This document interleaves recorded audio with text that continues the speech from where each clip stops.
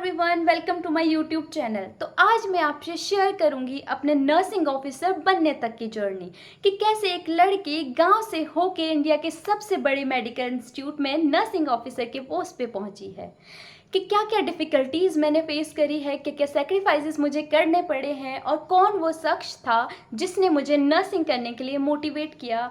मैं आपको सब बताऊंगी, बने रहिएगा मेरे साथ वीडियो के एंड तक। तो मेरी स्कूलिंग गांव से स्टार्ट हुई थी। मैं गांव में पढ़ती थी। जब मैं गांव में पढ़ाई कर रही थी तो मेरे दिमाग में ऐसा कभी नहीं था कि मुझे जॉब करनी है या मुझे नर्सिंग करनी है। ऐसा कभी मैंने कुछ नहीं सोचा था। फिर कुछ पर्सनल रीजंस की वजह से मुझे शहर में शिफ्ट होना पड़ा और मैंने अपनी बाकी की स्कूलिंग शहर से कंप्लीट करी। जब मैंने 10th के बोर्ड दिए उसके बाद भी मैंने मैथमेटिक्स स्ट्रीम ही चूज़ करी थी, लेकिन वो शख्स जिसने मुझे नर्सिंग करने के लिए मोटिवेट किया, उन्होंने मेरी स्ट्रीम चेंज करवा के बायोलॉजी करवा दी। फिर जब मेरा 12th कंप्लीट हुआ, मैंने फर्स्ट टाइम नर्सिंग का एंट्रेंस एग्ज़ाम दिया। मुझे नहीं पता था उस टाइम भी कि मेरा एग्ज़ाम है। उस शख्स ने फॉर्म भरा और मुझे कहा कि एग्ज़ाम देने चली जाना। तो फर्स्ट टाइम जब मैंने एंट्रेंस दिया था नर्सिंग का, मेरा सिलेक्शन नहीं हुआ था। मैं बहुत निराश हो गई थी कि मेरा सिलेक्शन नहीं हुआ है, अब मैं क्या करूँगी आगे जाके। लेकिन कुछ महीनों बाद उसका एग्ज़ाम फिर से हुआ और सेकंड टाइम मैंने क्लियर कर लिया था और मुझे उत्तराखंड का एक गवर्नमेंट कॉलेज मिला जहाँ से मैंने अपनी नर्सिंग कंप्लीट करी। तो नर्सिंग 4 साल का कोर्स था। मैंने 4 साल का कोर्स कंप्लीट किया और कोर्स कंप्लीट करने के बाद मेरे दिमाग में एक चीज़ थी कि या तो मुझे मिलिट्री में जाना है या फिर मुझे एम्स में जाना है।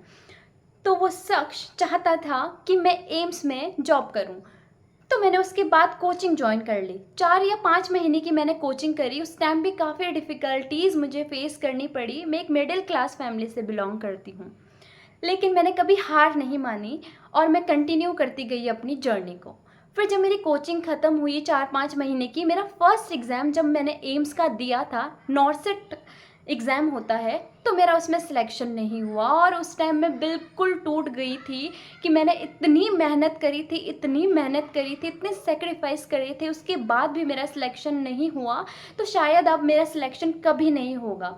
मेरा मेंटल ब्रेकडाउन हो गया था उस टाइम पे। मैं किसी से बात नहीं कर रही थी, घर पे कॉल नहीं कर रही थी, किसी से मिल नहीं रही थी। फिर मैंने प्राइवेट इंस्टीट्यूट में इंटरव्यू देना स्टार्ट किया और मैं एक इंस्टीट्यूट में जाके जॉब करने लग गई।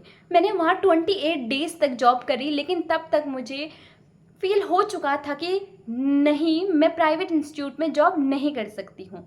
फिर मैंने वो जॉब भी छोड़ दी। फिर मैंने एक एग्ज़ाम दिया था CHO का, कम्युनिटी हेल्थ ऑफिसर का, जिसमें मेरा सिलेक्शन हो गया था और मैं उत्तराखंड में ही पोस्टेड हो गई थी।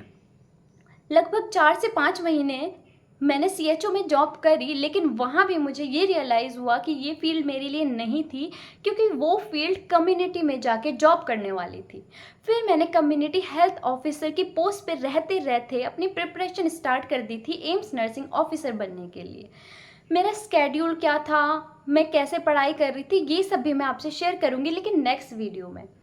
तो जब मेरा सेकेंड एग्ज़ाम हुआ नॉर्सेट का, एम्स नर्सिंग ऑफिसर का, तो मुझे यकीन नहीं हो रहा था कि मेरा सिलेक्शन हो गया। मैंने अपनी फ्रेंड को बोला कि मेरा रिज़ल्ट देख के बता, क्या मेरा सिलेक्शन हुआ है। फिर मैंने घर पे कॉल करी। वो दिन मेरे लिए सबसे बड़ा दिन था, मेरे घर वालों के लिए वो सबसे बड़ा दिन था।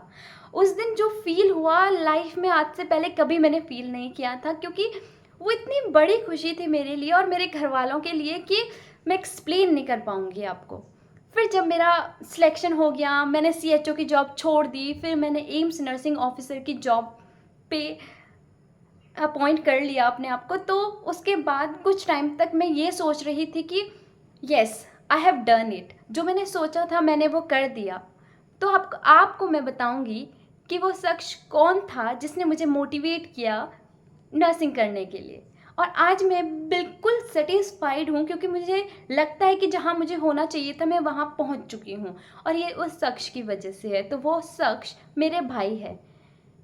अ lot of thanks to my brother and my family, जिन्होंने मुझे इतना सपोर्ट किया, इतना सपोर्ट किया कि मुझे किसी भी फेस पे ये फील नहीं होने दिया कि तू नहीं कर सकती। हमेशा मोटिवेट करते रहे। Thank you so much.